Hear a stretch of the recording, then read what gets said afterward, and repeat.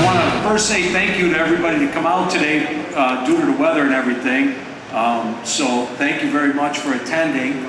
And at this time, I'd like to introduce our CEO of the Windy City Motorcycle Company, Ozzie Julia.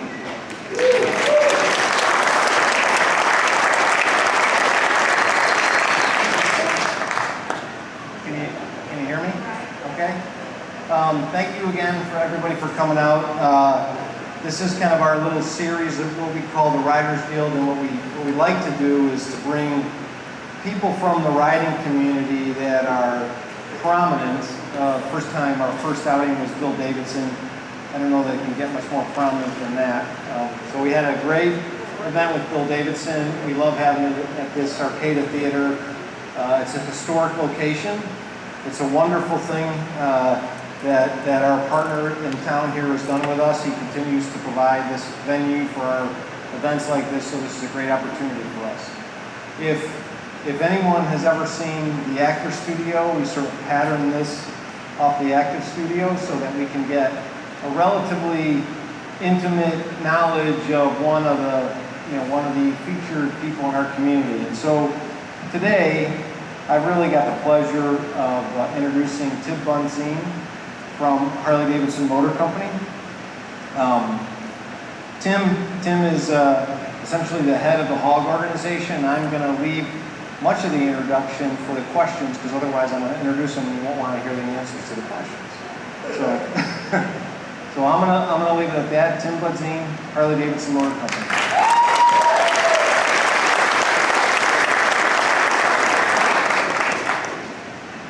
Tim, thanks for coming. Thanks for having me. Well, I hope you've seen the Actor Studio, because we ask you a lot of intimate questions that you got to provide to your best friends here. I have not, and I'm not Bill Davidson, so. Good. So, Tim, where were you born? I was born in Milwaukee, Wisconsin, really close to Juneau Avenue. So I was born and raised probably about 4 miles in a little bit of a rough neighborhood near the corporate offices, if you've ever been there. Absolutely. Okay. And the name Budzien, what's the sort of national origin of that name? I did the whole lineage online, and it's direct from Germany, a little town. My great-great-grandfather came over on the boat and went through Harrisburg. That's great. Do you have any siblings? I do. I have one sister who's a Milwaukee girl. She's been at Northwestern Mutual Life Insurance for 35 years. Okay. Does she ride? She does not, but her husband has, I think, 35 motorcycles. All in various states of disrepair. Have you met our salesman? I've met many of them. What are your parents' names? My mom's name is Julie, and my dad's name is Glenn. And what did they do when you were growing up? What were their occupations? So my dad, he worked at OMC Evinrude. He was a prop shaft straightener, a very blue-collar worker. He did 32 years at Evinrude in Milwaukee before they kind of went out of business. But yeah, and my mom was a housewife. And do you have any children? I do. I have 2 daughters. Sam is 13 and Allie is 11. And my living girlfriend has 2 kids as well. Nick, who's 16, and Maddie, who's 15. Nick just got his first 1993 Sportster. He got it for his 16th birthday. That's excellent. That's right. Did you ride motorcycles or mini bikes as a kid? I did, both. All the way from the lawnmower mini bikes, and I remember the one that had a string to the throttle, so you had to kind of work the string as the throttle. And then I just remember my neighbor, they had a pool that was knocked down, and I remember that throttle being wide open and you being stuck on that motorcycle and going across that pool like this. So yeah, mini bikes, and then my dad was big into trail bikes, so I had trail bikes. What was the very first bike that you had, if you remember?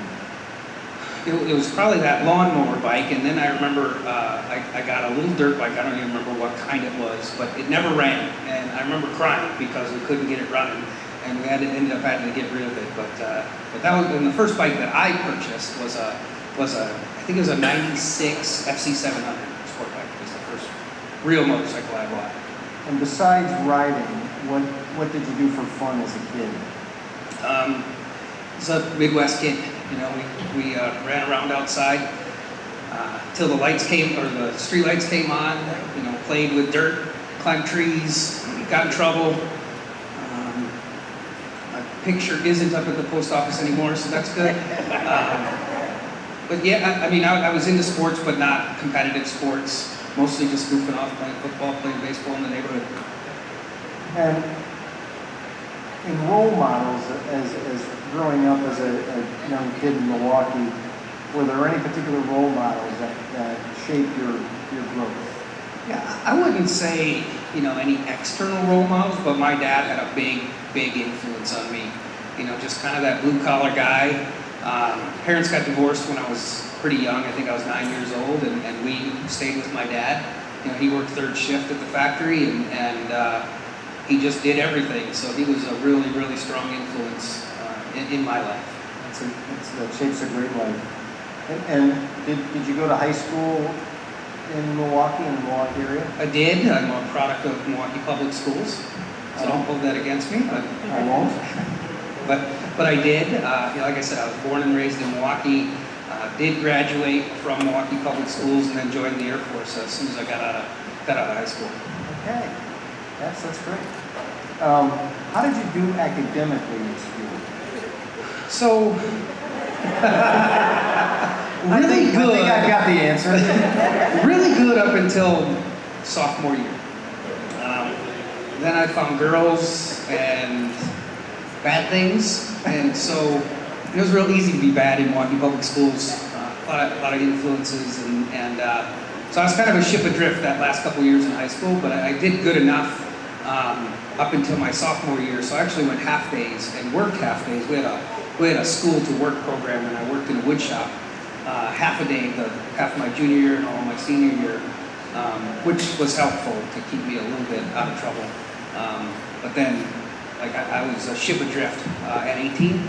You know, not doing so well in school. There was no way I was going to college at that time, so, you know, I made one of the best decisions of my life and joined the military. But then after that, I started working when I got out of the military, and my goal was to make $10 an hour. That's what I was going to do, and then I got a contract job at a Navy nuclear supplier in Milwaukee. And I was in my boss's office one day, and I was going to go to tech school and become, you know, get an associate's degree, and my boss, the lab manager, said, "Hey, you got a good business mind. Why don't you go to business school?" I said, "Okay." And so got my undergraduate in business, and then subsequently my master's degree in business. So, you know, that was later in life while I was working full time. So, started out really good, had a bit of a rough patch, and then came back and did pretty well. So you started riding motorcycles as a young kid. What was your first real foray on the motorcycles as you became a young adult? Well, so it was when I got out of the military, I came back to Milwaukee, and I'd always loved motorcycles, but I hadn't had one. And I went out on my own and bought that FC750, which was not the smartest decisions I've ever made, but it was a lot of fun. I remember riding in flip-flops and shorts, and you know, just, I didn't know anyone that rode. I didn't have a Hawk chapter to hang out with, but just kind of going and doing my own thing and having fun. And then I bought my first Harley when I was like 28 years old. I bought a 1200 Custom. And when did you start working for the motor company? I started in 2004. And I think they gave me a job because they were tired of seeing my resume. I was living in Milwaukee, and I would apply for any job that remotely fit my qualifications. You know, in the dyno labs, because I was a technician. I was going to school, so anything in business. And I must have sent 50 resumes in, and I think they finally said, "Hey, give this kid a job because we're tired of seeing his resume. It's clogging up the pipe." And what was the first job that you had at the motor company? I was in our dealer development group. So what we did was we did dealer succession planning and dealer contracts, which I think you're pretty familiar with. I've seen a couple. Multiple dealership policy. And, so that's where I started, and I worked there from 04 to 07 in the dealer development group. I was a dealer contracts representative. which was the same title I had at the Navy New company, which also I think is why I got the job, because I had the same title. Completely different job than negotiating Navy New contracts, but same title. And so after dealer development, where did you go next inside the motor company?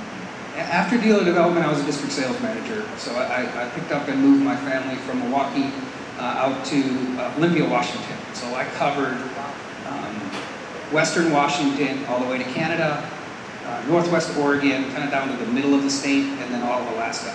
It was a terrible gig. And what does a district manager do? I'm still trying to figure that out. I think your district manager's here. Oh, he is? Hey, Paul. I'm not sure what he does either.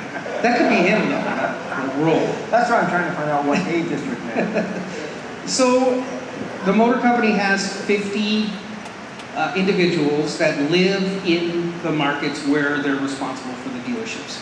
All of our dealerships are independently owned and operated, but we like to have high touch points with the dealers. So, you would go visit with each one of your dealers every 4 to 6 weeks is kind of the term that I was on.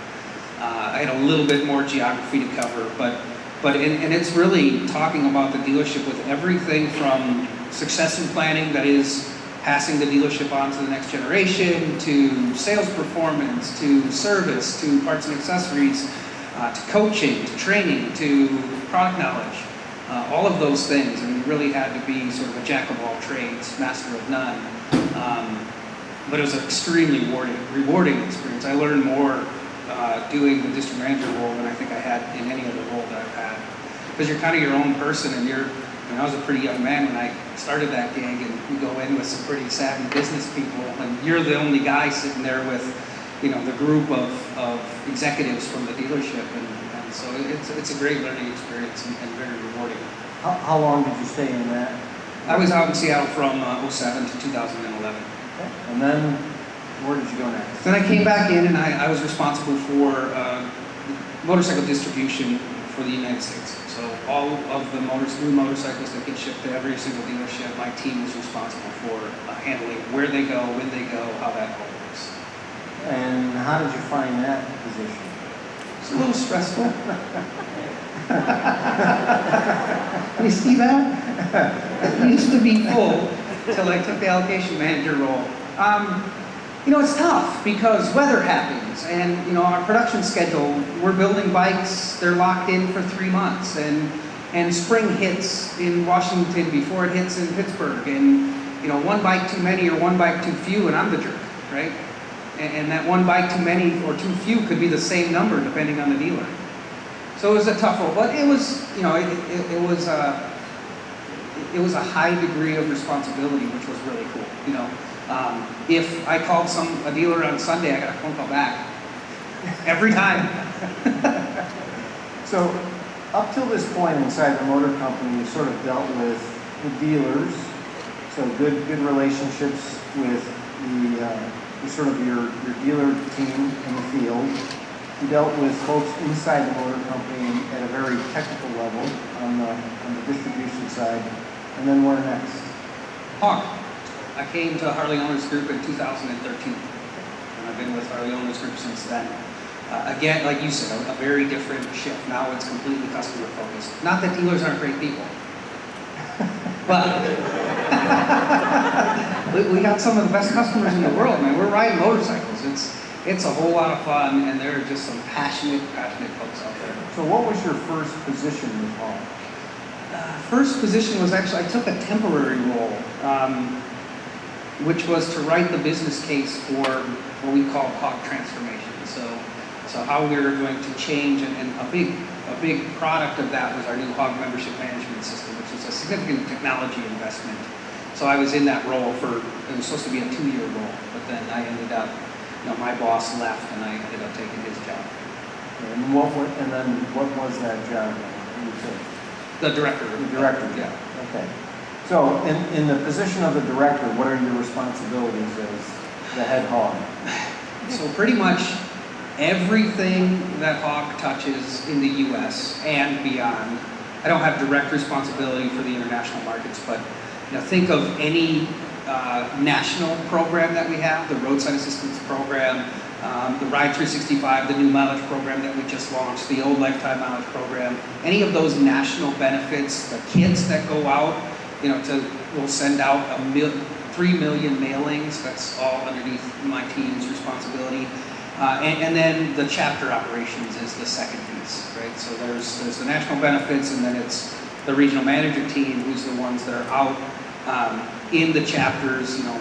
My guys spend 200 nights a year on the road, visiting with dealers and chapters. And then the final piece is the rally program. So what year was HOG created? Well, the inception was 82, official forming in 1983. So we're 35th anniversary this year. That's right. Woo! In its first year, how many HOG members were there? I think there was only a few thousand. I remember Steve Peel telling a story. I think it was year one of HOG, and there was 30,000 members, and he told me this, and Steve Peel, if you know him or if you don't, his HOG member number is 12, 0000012. So, Vaughn Beals and the 13 executives, except for Willie changed his number later on. He's 111111. He signed last year's HOG t-shirt that he made, he signed it with his HOG number, which is cool. So Steve's 12, and he was telling the story that year one, I think it was like the 12th month or something like that, they put up a sign that there was 30,000 HOG members. And that was a huge, huge milestone. And now, we have close to 1 million members worldwide. That's great. What was the purpose of HOG when it was created?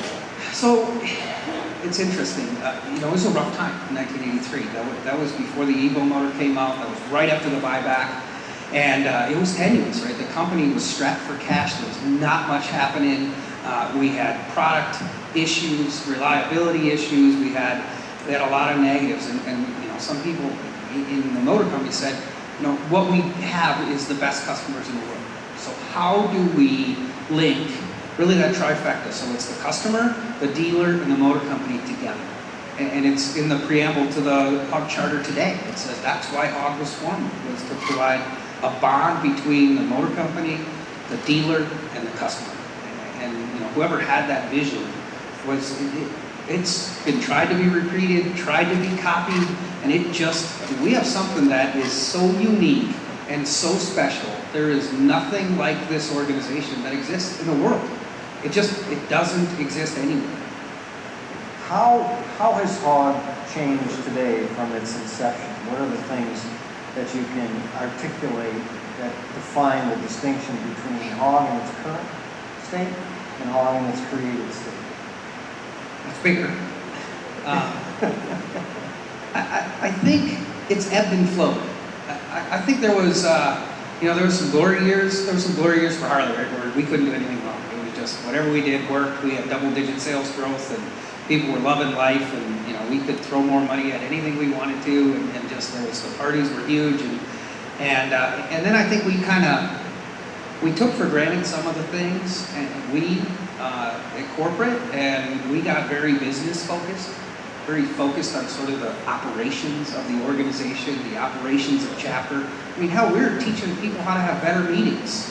Now we're telling them, let's not have meetings. Let's just go ride.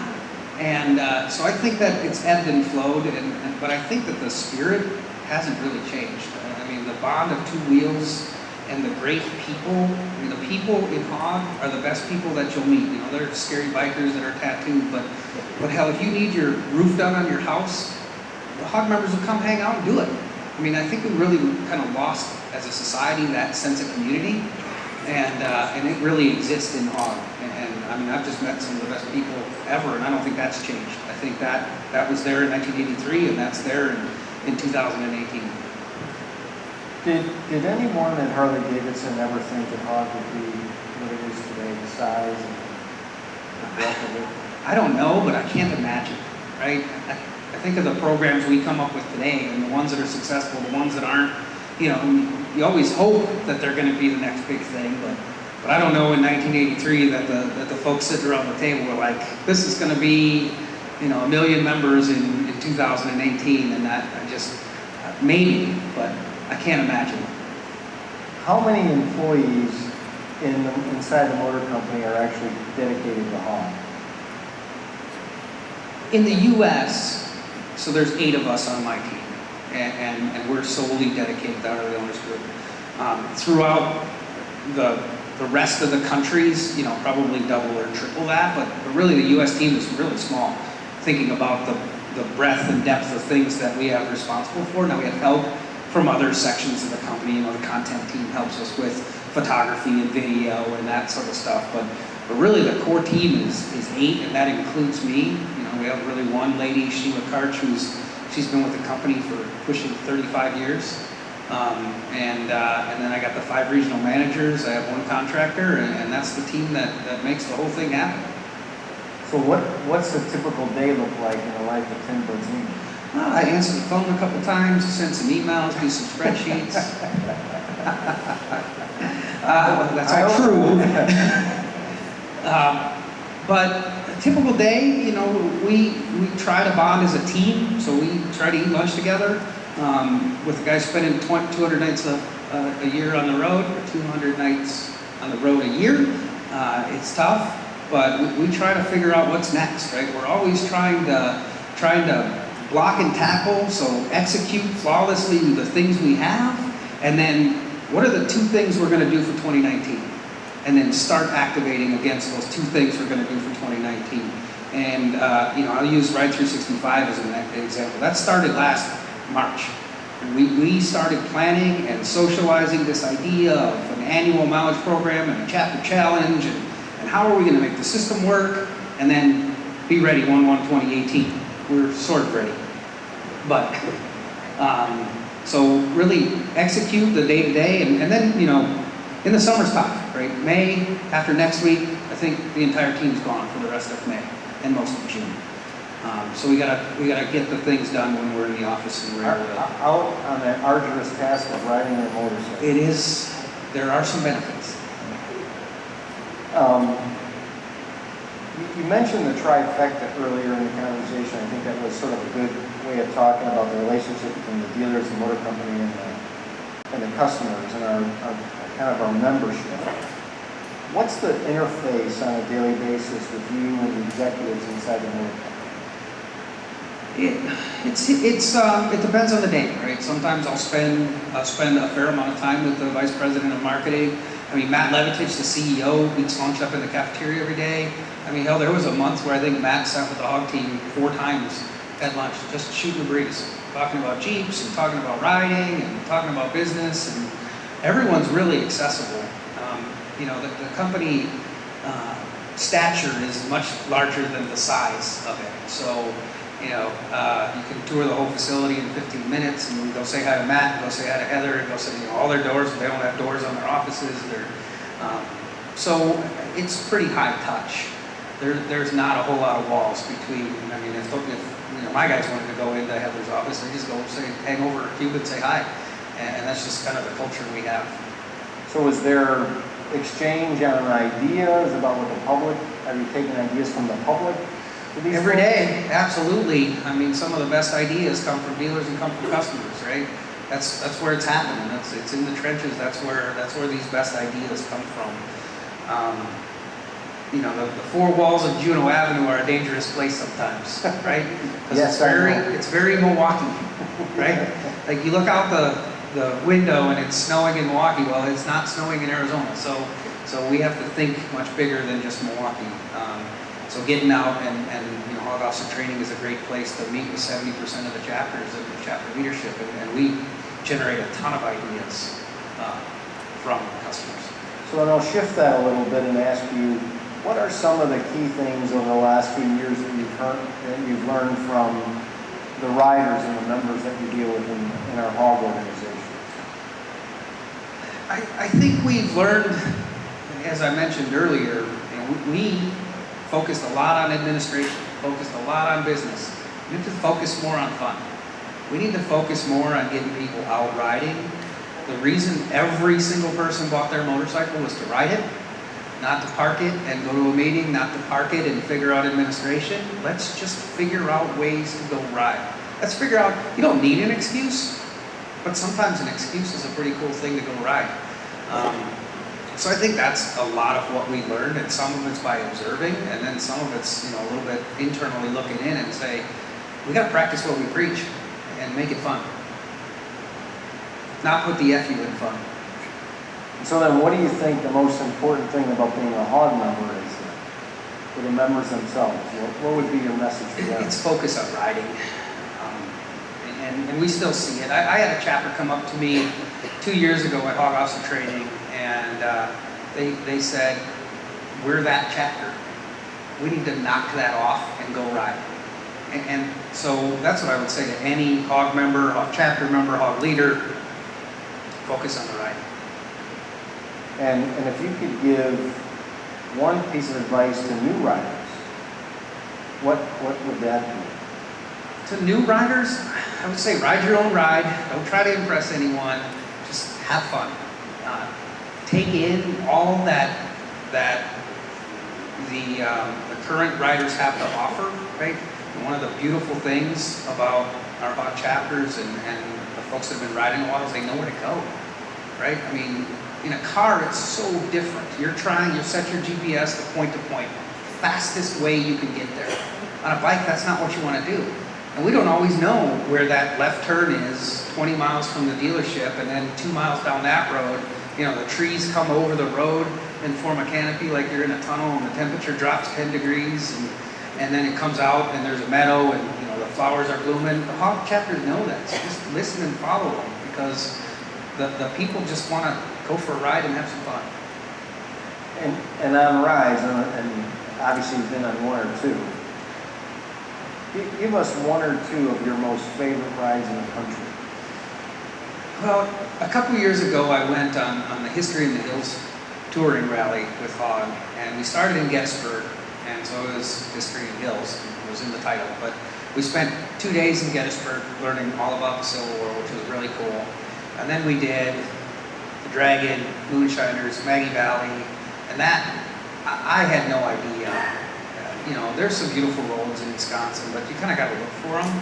I got up late one day, and I had some work to do, so I had to catch up to the group, and I set fastest route on my GPS, and it was the most beautiful ride that I had ever been on, and it was the fastest route down there. So that area of the country, the Blue Ridge Parkway, if you've never been, that is just amazing riding out there. And then last year out in Sturgis, shockingly, I had never been to Sturgis. 14 years with the motor company, I'd never been to Sturgis, and doing Spearfish Canyon, and just some of those roads out there were just amazing. Last year was your first year in Sturgis? Last year was my first year in Sturgis. Wow, that is amazing. That is amazing, huh? They let me out of the cage. It was nice.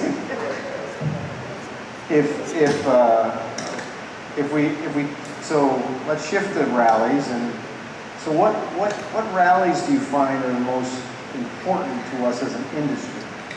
Well, I would say in Sturgis, the big ones are defining moments. So those are really amazing events where motorcyclists come from everywhere in the world to gather together, and really it's neat. And Jesse James Dupree he's partner at Full Throttle Saloon, he owns the Happy Oil Campground. He explains it really well. He's like, there'll be a 28-year-old African-American kid sitting next to a 60-year-old lady, sitting next to a Vietnam vet, sitting all talking about riding Harley-Davidsons. And there is no colors, it's just, and it's, like I said, it's the salt of the earth people. And then I got to go to Rolling Thunder last year, and anytime we wrap motorcycling around a big cause, that's another thing that's pretty amazing. And seeing 500,000 motorcycles take over the capital of the most powerful country in the world for a great cause, man, that just, like, the hairs on the back of my neck stand up. And just, again, the quality of people, scary bikers, but again, they're just all good folks out there for a cause. Well, they are. If we talk about how about Daytona Beach and Myrtle Beach? Are those rallies big in the mind of Harley-Davidson in terms of having an impact on? Sure. Yeah, I mean, anything that compels people from across the world, across the country, to get off of their couch, jump on their motorcycle, and ride for days, to go hang out and just be part of something, that's pretty special. And they come back changed people. They tell all their friends about it. They talk about it for 6 months after, right? I mean, it's really, so I would put Laconia, Daytona, you know, all of those big sort of epic rallies into that same sort of bucket. Does Hog still have an interest in having rallies? Because Hog rallies have sort of morphed over the last 5 years or so. They have, and for good reason. And you know, we used to have what was called the state rally program, and I know there's some heartburn out there over not having state rallies. And part of the change was driven based on attendance. I mean, we were seeing a steep decline in state rally attendance. There was rallies that we had a rally in Nevada that had 97 attendees. Planning for a year for 90, we have 97 people, you know, in this room, or at least half of that. And so there was several rallies. Then we were stepping on rallies. We would have 2 rallies the same weekend within 300 miles. So I was at the rally in Missouri, and somebody was like, well, where's Jimmy at? Well, Jimmy went to the Arkansas rally. There's better riding over there. So better riding was another thing. We used to do a vote, and the voting process for rally locations was really hit or miss. And it ended up becoming very political. And so people were politicking against one another. And it was creating factions and infighting. It's like, well, don't vote for Ozzy's rally because Ozzy's kind of a jerk. Don't vote for Tim's rally because, well, you know, Tim did this one time. And it's like, hold on, people. We're losing the spirit of what we're trying to do here. So we're still working with our volunteer leaders. We're still choosing locations. The other thing is we didn't really involve dealers. And, you know, dealers aren't a necessity in a rally. Like if we want to go do one in the middle of nowhere, we're still going to go do it. But I'll tell you what, with the horsepower that, you know, people like you have and you get behind a cause, it definitely can plus up the experience and make it a whole lot better. So, you know, first and foremost, we're trying to start with great riding locations. We have the Smoky Mountain Rally, I think might be the biggest rally that we've ever done. We're at 2,400 attendees for Smoky Mountain. And this year's a little bit odd because we have the 4 rides home for the 115th. So we're putting almost all of our energy into that, into getting people back to Milwaukee. So every anniversary year, the rally count goes way down because we focus on the event in Milwaukee and the rides to Milwaukee. But we really needed to revamp the process, and we're in about year 3 of the new rally process, which happens to fall in 2018, which is the anniversary year. We'll bring the rally count way up next year from what it is this year. And then the third thing is, this year we're testing out a new concept with Eagle Riders. So Eagle Riders is a new partner. I think they're in all of your stores. They provide rentals. Well, they're also a travel agency. And they ran touring events all over. So we're partnering with them to do more touring rallies. For example, in 2 weeks, we're doing the Blues Trail of Honor. So we're starting in New Orleans. We're riding up the Natchez Trace. We're going to stay in Natchez. We're going to land in Jackson, Mississippi, where the dealership in Jackson, he shuts down his dealership for 3 days and reenacts every battle that the U.S. has been in on the acreage that he has behind his store. And he has Huey helicopter rides, and it's just a great event. And my understanding is the dealer pulled some strings, and the rally's going to stage just outside of town. And we're going to be led in by Apache helicopter, and they're going to shut down. It's going to be a state trooper-led ride into the dealership in Jackson. So we're testing out a bunch of smaller touring rallies because we want to get out and ride and experience some cool things. Excellent. So shifting just a little bit in terms of providing support to the Hog chapters, one of the things I think that Hog has done a nice job with over the last few years is the hot training. Yep. So the first thing I want to know is why was it changed from hot or pot to hot? A couple people got arrested going through the airport going to pot. Just So pot was primary officer training. Yep. So we have 4 primary roles, and that's the only roles that we're allowed to go. few years ago, we changed it to hog officer training, and we've opened it up from only having 4 per chapter to 6 per chapter, and if you bring a dealer representative, it's 7 per chapter. And not everyone knows, but future officers or potential officers are also welcome. You know, it's great for the person that's been there 5 times to get more and to socialize with their peers and learn things from us and from the instructors and from their peer group. But it's awesome to see somebody who's never been and to see the magnitude of a hog officer training and to immerse themselves in all the goodness that is. So really the name change, Pot to Hot, was because it was primary officer to hog officer training. So what are some of the key elements that you talk about or train to at HOT? So we focus solely, or almost solely on the ride, right? So how do we get more people out riding to different places? That's been a retool of HOT over the last few years. But what we also do, I mean, our instructors are fabulous people who are not only hog officers in their local groups, but they also are business professionals. Ron McKinley's a 25-year state trooper.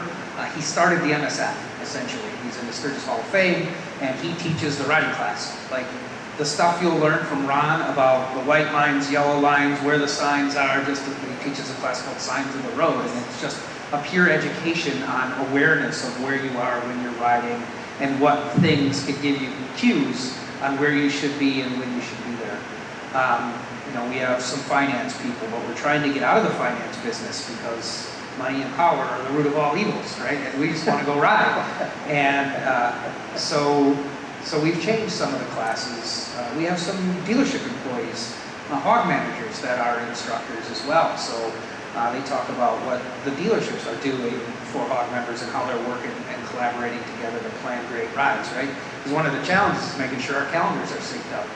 Right? If the dealership's doing an open house and the hog chapter is 300 miles away, that doesn't really make sense. So we also have classes on working with your dealer. And all in all, it's just a fantastic event. What advice would you give to somebody who's considering being a hog chapter officer? Don't do it. What was that, Auntie? Did you hear something?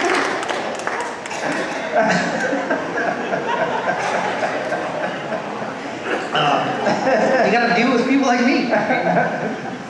I would say this: it is a lot of work, but it's a hell of a lot of fun. And the people that you meet, you know, it's like the best and worst curse, right? I hear people. I was talking to some folks this morning. They're like, "Man, I'm the damn assistant director again." But I can see the big smile on their face that they're the damn assistant director again. You know, it's amazing to go riding with friends and meeting new friends and bringing people into the sport of motorcycling and working with dealers, and just it's an extremely rewarding experience, and you'll just meet people that you never may have associated with in professional or personal lives, and just meet some great quality folks and find some great rides. So we'll shift a little bit away for a second here and kind of ask you a couple of questions. What is your most favorite model bike today? And you can only pick one. That's really not fair. You can only. It is a street glide special. So the road glide folks in the house, they're going boom. Road glide people. I had an 07 road glide. I just bought a Legend Blue Denim 115th anniversary street glide special, and it is the most beautiful bike I've ever owned. Thor said if I didn't buy it, he wouldn't be my friend. That's what he said. We were at the dealer show. So how many miles a year do you ride? Not enough. I probably average 8,000 miles a year. I spend most of my time in cubicle world. That's still pretty good though. It's not nearly. Although in 2 weeks, head down to New Orleans on the bike to do the Blues Trail of Honor rally, so that'll be 2,000 miles in one crack. Do you ride to work every day? Not every day, but every day I can. I took my daughter, my 11-year-old, to school yesterday on the motorcycle, and she was beaming. Her little face was so lit up, and she's like, "Daddy, can you take me on the motorcycle?" Of course. And rode to work from there. So how do we get hog, or how do we get young folks a little bit more interested in joining our hog events? So this is a great topic, and I do a dealer-only class at Palazzo Training, and there's some really simple things, because what's the common denominator, right? We all bought a Harley-Davidson motorcycle. It is Harley Owners Group, right? So let's start after they've purchased. Let's say that this is after someone becomes a rider and they have a Harley. And I said earlier, we bought our bikes to ride. If every chapter ride starts at 7 a.m. on Saturday, we're going to have no young people. That's a guarantee. We don't have a lot of old people either. Well, Now. I'm not getting up at 7 o'clock to go for a ride. So it's really about variety and different experiences. You know, if every ride is to the ice cream stand, I looked in the chapter charter. I swear I did. I looked in the chapter charter. There is nothing that said about ice cream or food. You can actually go for a ride and not stop at a restaurant. What? It's a true statement. And I'm not saying you should stop doing any of those things. These are all ands. These aren't ors. Like if there's a group of folks that want to go ride to the shooting range and go shoot guns, that's cool. If you want to ride to a car show, that's cool. If you want to ride to a Blackhawks game, that's cool. Let's do all of those things. And the more variety and diversity of rides that we can offer, the more people we're going to snare in the net. And once they come and you take them down that road I explained earlier, they're hooked, man. They are hooked. If we invite them to the first experience with the Hog chapter is a Hog meeting, they're probably not coming back. You know, our general MO is to invite them to a meeting because it's a time and place that we can control, right? And then we stick them at a table with the rest of the new peeps. And then we do the one thing that you know, it's like the third biggest fear, right? We throw a microphone in their face and we say, "Tell us who you are and what's your ride?" And then they say, "Well, I just bought a brand new iron and it's red." And then we go, we laugh at them, right? They got their brand new Sportster. And so they don't complain, right? They just don't come back. Take them out on a ride. Take them out on that road that I was talking about. Take them out on a cool experience, and we'll get our fair share of younger folks. Because we bought our bikes to ride. That's great input. I mean, we see that at a lot of our hog organizations. Sometimes we get a little bit too focused on the way that we used to do things. Right. Well, and I guarantee, look, there is so much consistency in that meeting process. I guarantee 15 years ago we told hog chapters to do that. Make them feel welcome, set them down at the table, give them a microphone. I'm sure that was probably written somewhere. It's too consistent for it to not be. I hear somebody said it was written. It probably was. Believe it. But young folks are the critical element to our continued growth and development, and I think we've got to continue to focus on them. And I think that kind of advice is really strong advice. Is there anything else besides getting them out to ride and welcoming them that you can think of to get them into our harbor?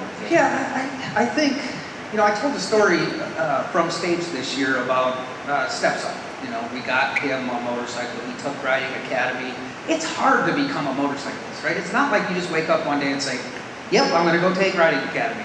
That just doesn't happen. Generally speaking, there's an influencer. There's an aunt, an uncle, a father, a neighbor, a coworker. There's somebody that influenced that person to go do it, to get them off the couch, take them into the dealership and see that it's not a scary place and that it's, I mean, I was at your store earlier and just what a gorgeous retail facility. And, you know, I bought a bunch of stuff and Thor bought some stuff. And it's the stereotype is a stereotype for a reason, but it's not all true. And we as hog members, I think it's part of our charge to go bring somebody along. If there's a neighbor that's thinking about it, we'll bring them down. Bring them down and introduce them to Justin and say, "Hey, this is the dude." And you'd be surprised at how using us to grow that. And we all know someone. Thank you. So the Milwaukee 8, what's your thoughts on the Milwaukee 8? It's really something. Full gear different in terms of, at 50 miles an hour, I'm in a lower gear than I was on a 2014 Street Glide before this one. And the pull that thing has at all RPMs is just amazing. I mean, it has power everywhere. And I would say equally as impressive, maybe even more, was the suspension. I had no idea how much more comfortable, and I got to test ride one of the Milwaukee 8s, and there's a road, Highland Road right by corporate that has just a shit ton of potholes, and so, it jar your fillings, but I took one of the Milwaukee 8 bikes down there, and I was just like, it was smooth as butter, and so between the suspension and the power that's in the motor, it's just amazing. Yeah, even as a stock unit, without any Yeah. types of additions, absolutely. Have you ridden in every state? I don't think so. What I never states have you counted. not ridden in? I don't think I've ridden in Louisiana, which I'll be going in a couple weeks. I bet I've hit most of it. I've never really counted, but I'll have to think about it. Going up through the Alcan up to Alaska was pretty cool. That's one that not everybody has on the list, and we rode around. We did 4,200 miles in 2 weeks. The Alcan's not nearly as bad as everyone says. So, the museum, have you spent much time at the museum? Oh yeah, I definitely spend a lot of time there. Is there a lot of hog memorabilia? There's a fair amount of hog memorabilia. Well, Bill Davidson, who now runs the museum, used to be in charge of hog.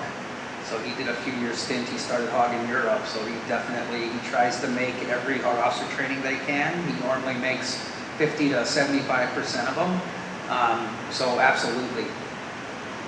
And the museum, when I first started, didn't exist. It was over on the 4th floor in the 3800 building was the archives.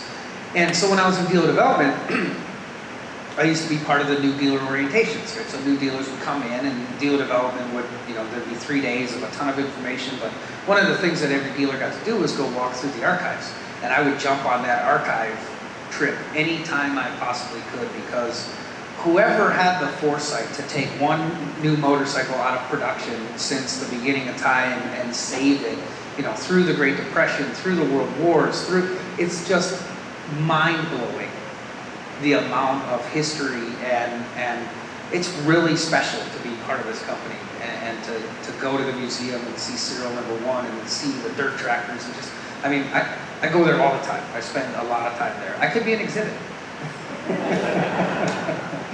You keep talking, you're gonna be. Does Hog focus on the local chapter membership, and would Hog like to see local chapter membership increase? Oh yeah, absolutely.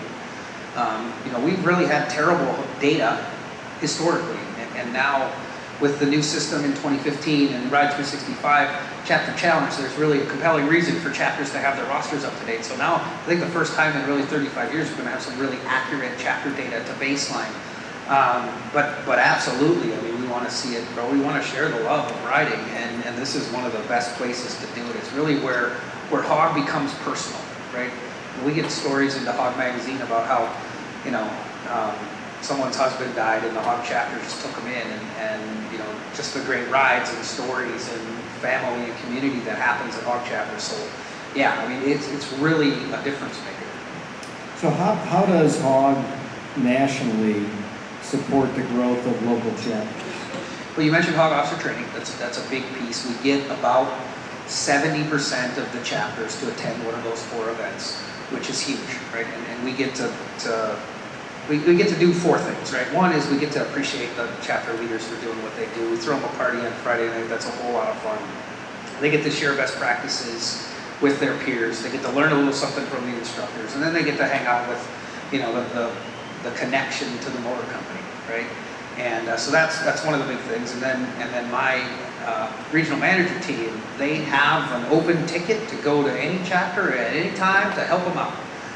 Help them out or reward them, right? That's kind of what we do, is if there's an issue, so not only do they have, open ticket to go, but our cell phone numbers are all out on hug.com.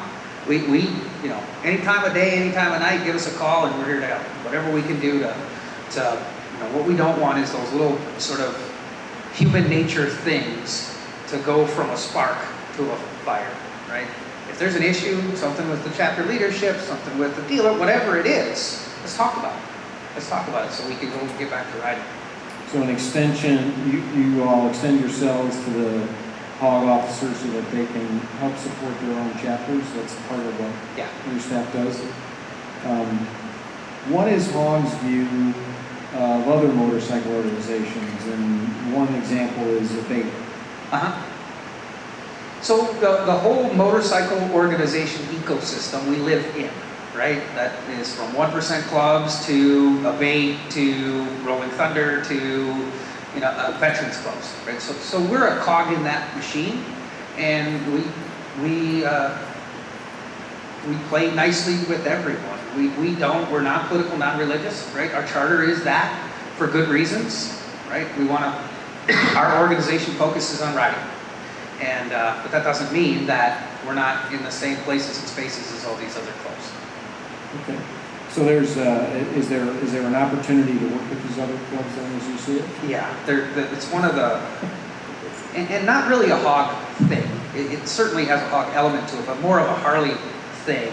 And I think about veterans organizations and veterans clubs. There's, last year, in addition to my hog responsibilities, I'm responsible for all the U.S. military operations that Harley does. So, last year I sponsored the Buffalo Soldiers and Troopers National Convention in Detroit, and they were just over the moon that Harley-Davidson wanted to talk to them, and so there's something there. Talked to some firefighters clubs down at HOP. They were wearing their firefighter and police gear, and they're like, "Oh, is this okay?" "Yeah, of course." And so how do we work together? Because I think that if we get all the right folks together, certainly there's clubs we're not going to reach out to the Hells Angels. We're not going to, Thor might. But, I thought he already had. his death head is coming. So we have to respect those organizations. I think next year in HOT we're actually going to add a class on sort of motorcycle culture, and that will cover that gamut of motorcycle clubs. Because think about someone who's 45 years old, they buy a new Harley, they jump into hog, they don't know the difference between a 3-patch club and a 2-patch club, and what the motormaids are versus the Vagos, right? And so there's a lot of learning there. And we had a bunch of chapters that had bottom rockers on their vests, and so we spent some time at HOT talking about what that means. We had a couple of hog members get tuned up in San Diego for wearing the wrong stuff and then puffing up to the wrong club, and it's like, we got to know where we live, but there's a ton of opportunity to align certain clubs, certain motorcycle organizations. I'm talking to the Combat Vets Motorcycle Association. We got some folks at Harley that are in that. They're not a club, they're an association, but yes, I think the short answer is yes. Okay, well that's... It's probably more than you ever wanted to know. No, I think that was an excellent answer. I think some of the questions that we received from our members was, why should I remain a local chapter member while I maintain my national number? In other words, what benefits or differences, what's the value of being a local chapter member versus just being a national member? So there's value to both. I mean, it's really the human component that happens at the dealership level. It's that connection to the local people that you get some of that with the national organization, but really the family happens at the dealership and at the local. This is where we're meeting up, and we're going riding, and we know people's kids, and I mean, it's really the human component to it, and that's, for most that are local chapter members, that's the game changer.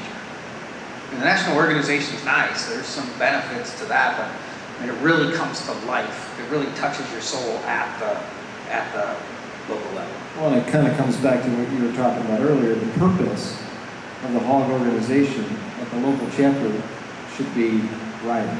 Right. Focus on the riding and focus on the fun. And look, I get it. If the chapter does 12 meetings a year and 6 rides, I get it. Right? I understand why somebody wouldn't want to do that, but that's part of the reason why we're so heavily pushing more and different and diverse and different experiences and rides and parties and having fun and let's get out of it. You know, the chapter officers, they need to do some level of administration, but that's certainly not for the entire masses. There's going to be 2 guys in the population that care about the finances, but most people don't. Most people just want to go ride. What's Hog's perspective on LOH? Hogs. So LOH is 2 things. One, it's a designation on your national membership. So you don't even have to be female to be a lady of Harley. So you get a pin and a patch. You don't. You just check the box. And then it's. Oh, if it were that easy. Well, this is a great question because we come at these head. It's in the charter what LOH is. If you read the charter, it says the LOH officer is to get more women involved in motorcycling. Period. The end. Get more women involved in motorcycling, and that could be as passengers, that could be as riders, that could be as chapter members, that is the role. Now, it has been over the years. It's been blown into a whole nother thing, right? It's a different chapter, which it's not. I mean, it's a designation within the chapter. And honestly, we've been taking, it hasn't made the list of the 20 things, the top 20 things to really tackle head on. Because we're seeing kind of 2 factions of LOH growing. There's one faction, and there's a director of one of your chapters that's a woman, and some of those folks, they don't want to be identified as a lady of Harley. They want to be identified as the chapter director. We're all equal in this game. We don't need to identify by gender. So that's a growing segment. Then there's the segment that makes brownies and quilts, right? And that segment is generally, we have to have lady only. The views now expressed are not those of the viewer.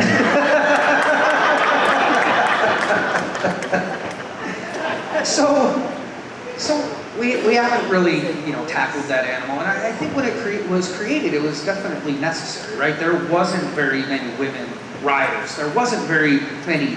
It was a boys' club, and today that has completely changed. I mean, some of the best directors we have are women, and so it's just a different game. So it may have outlived its life, but we haven't really tackled, because there's probably 15,000 super passionate women that identify as LOH and they love it for what it is. So we don't want to upset that apple cart, but we also need to make sure that we're staying in the lane of why it was designed, and it's to get more women into motorcycling. If we keep it as that, it's wonderful. Well, along the same lines, and was that your question, or was touching that the same question? touching the same open wound? This weekend is the International Female Ride Day. Is Hog or Harley doing something to support that event? I imagine yes, we are. I don't know what that is. We're all equal, man. All right, moving right along. Can you tell us a little bit about what you might be planning for the 115th celebration? I can tell you a lot about what we're planning. Well, now's the time. And there's some stuff I can't tell you. So I think we got 4 epic rides home. Right? We got a ride home starting in San Diego. We got one starting in Seattle. We got one or Tacoma. We got one starting in somewhere down south in Florida, Fort Lauderdale. Thank you. And then one starting in Portland, Maine. So those rides are all going to leave, middle to end of August and converge on Milwaukee, stopping at dealerships along the way. We want our dealers to throw parties for those rides and throw parties for local communities and just really have a lot of buzz and energy around our 115th anniversary and Hog's 35th anniversary. And then when we get to Milwaukee, It's a little bit different this year. Historically, we've had ticketed events at Summerfest, right? It was $100 a head, and got you in for 3 days, and there was music and kind of the whole Summerfest vibe, which was cool. But not everybody wants to pay the $100 to come for 3 days. So this year there are some paid events, but there's also a ton of free Harley-Davidson sponsored events. So really two sort of main locations. One is Harley-Davidson Museum.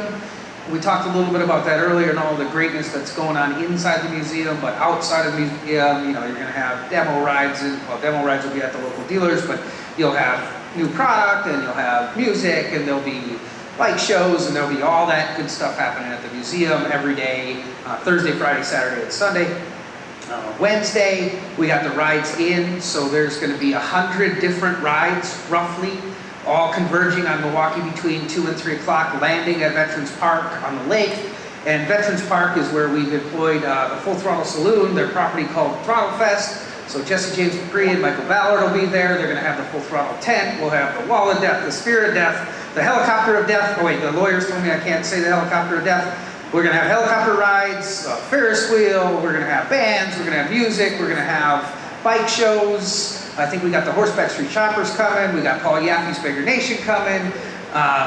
So that's Wednesday, Thursday, Friday, Saturday. Sunday we have the parade. The parade will be leaving Miller Park and then landing at Veterans Park, and we'll have bands and things happening there.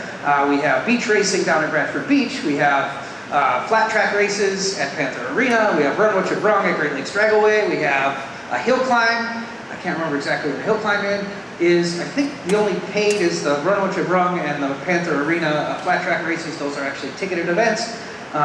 Everything else, just show up and hang out. And all the local dealers will be activating. They'll have bands and they'll have music, and Harley-Davidson demo trucks will be at all the dealerships. And it's just going to be a whole lot of fun. I think there's something happening at Milwaukee Harley too. There's something happening there. We have one or two things. One or two things. Yeah, Goran will be there hanging out. You can get your picture taken with Goran. How many people does the motor company expect to ascend on Milwaukee? It's a tough gauge, and I think it's around 100,000 is kind of what additional people. So that's non-local folks descending on Milwaukee, plus all of the local folks. That's a pretty good number. And the parade is on Sunday. Is it Sunday at 1 o'clock? I'm changing that to 1:15 because it's our 115th anniversary, and it should be 1:15. Shifting that around. That makes a lot of sense. How often do you and your team attend local hog chapter meetings? Very frequently. The 200 nights a year that the guys are on the road, so there's 5 of them. They'll probably do 100, between 50 and 100 chapter events. Some of those are meetings. They would prefer to attend rides. If you have boudin or sausage, Thor will be there. But you don't have to. It's not in the charter. You don't have to have food. What is the largest hog chapter in the United States? I think it's around 1,200. And where is that? Kansas City, Northland. Is that one of the largest? Fort Worth is a big one. Wolverine in Michigan. Yeah, 1,200 is a pretty substantial chapter. Sizable chapter. What's the average size of a chapter in the Right United around 250, 200 to 250 is the average size. States? And how many chapters are there across the country? 650 in the U.S. How about internationally? What's the largest chapter internationally? I imagine it's a U.S. chapter. I mean, just the dealerships are not nearly as large internationally. They're just much smaller. If you think, Harley-Davidson's new vehicle sales, I think about 60% of them happen in the U.S. Right, so 40% is everywhere else. So their locations are oftentimes smaller. Are there any new chapters that you are opening up in other countries? Oh, sure. Yeah. Actually, in the U.S., I think we've opened 5 chapters this year just in the U.S., which is a nice turnaround because there was a few years where we were doing mostly closing chapters where it was like, that just wasn't working out. But now we're seeing dealers getting really engaged and saying, hey, I want a riding club at my store. And So we've opened 5 this year in the U.S., and certainly any new dealership internationally starts with a hog chapter. Okay. Now, the last question I'm going to ask you is a question that we asked Bill Davidson. He was very forthcoming, provided I'm sure he was. a great deal of information to us on this. And we know that you really can't comment a lot about what's going on with future products and research and development at Harley-Davidson. But can you tell us if we should be excited about what Harley-Davidson is doing with product in the future? So this is why they shouldn't let me out of the office. So I'm going to tell you, here's the inside story. They're likely going to have 2 or 3 wheels, and they'll probably come in black.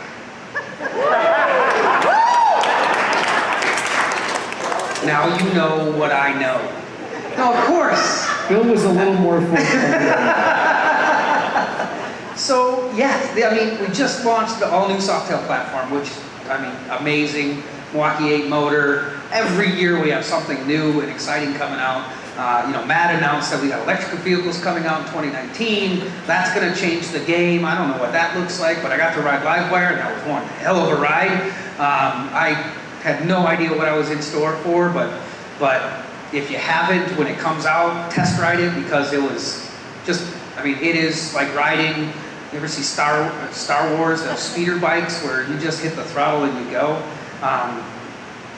There's big things for us. It's the future's bright. Product's going to be great. We got the best people in the world. We got the best dealers in the world. Hell, we're sitting here at this cool auditorium, hanging out, drinking some water, and I'm imagining we'll have a beer or 2 after this. So, pretty cool stuff coming from us. All right. Thank you, Tim Budzien.